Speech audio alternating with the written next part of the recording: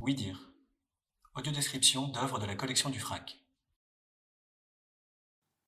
Section Les œuvres historiques. Ansartung, T 1980 R26, 14 octobre 1980.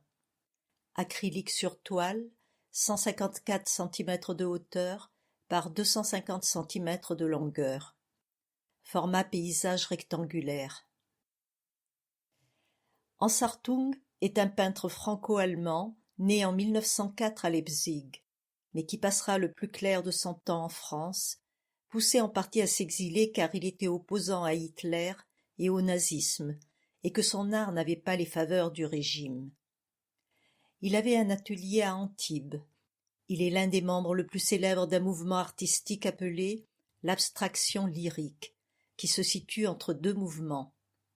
L'art abstrait, qui est un mouvement international dominant sur tout le XXe siècle, qui se positionne en rupture avec une conception traditionnelle de l'art comme imitation de la nature.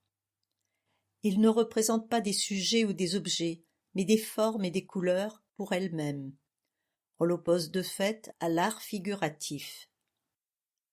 Le lyrisme, quant à lui, signifie l'expression des sentiments, de l'émotion, la mise au centre de soi et de son ressenti. L'abstraction lyrique en peinture cherche donc cette même expression des émotions de l'artiste, sans passer par la représentation de personnages, de scènes ou de paysages identifiables. La toile T 1980 R26 de l'artiste Ansartung fait partie des premières acquisitions du FRAC Provence-Alpes-Côte d'Azur lors de sa création en 1983. Elle est constituée essentiellement de 5 couleurs: noir, jaune, marron, blanc et bleu. Sur la partie gauche, l'arrière-plan de la toile est d'un brun pâle sur un quart du tableau, l'intensité du brun diminuant progressivement de la gauche vers la droite, jusqu'à laisser place à une bande blanche verticale, large d'une dizaine de centimètres.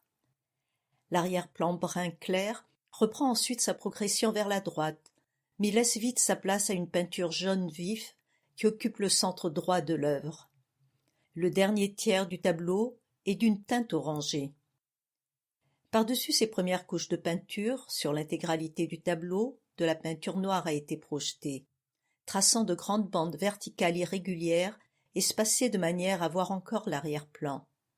Sur la première moitié du tableau, en partant de la gauche, mais aussi sous forme de taches imprécises et dispersées, dans un geste d'apparence rapide, voire violent. Le dernier tiers droit de l'œuvre est quasi intégralement recouvert de ce noir, comme victime de l'explosion d'un pot de peinture. On perçoit, en s'approchant très près, que la toile a été grattée, peut-être avec le dos d'un pinceau. Des traits bleu pétrole émergent de cette masse noire brouillonne. La technique à cet endroit semble différente du pinceau, plus précise, plus nette, plus fine en son centre, mais aussi plus diffuse lorsqu'elle s'approche du jaune du tableau. Au-delà de la couleur et de la matière, ce sont les gestes de l'artiste qui peuvent attirer l'attention sur l'œuvre. Des projections de matière, des taches assumées, des grattages, des gestes amples, violents, empreints d'une certaine urgence. Dans ce chaos chromatique, le jaune irradie, central, lumineux, puissant, solaire.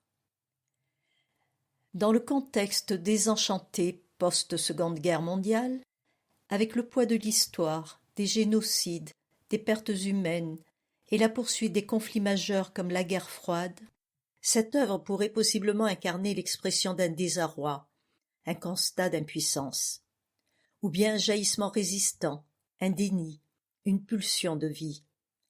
Là où certains artistes peintres tentent d'afficher le temps à travers un instant, Ansartung semble lui redonner son élan.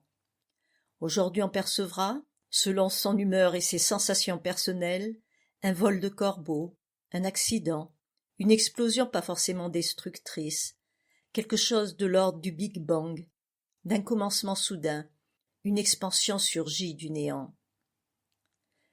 Véritable machine à sensations, cette œuvre est une invitation à faire l'expérience d'une forme de rapport sensible au monde à travers le regard et l'expression d'un artiste.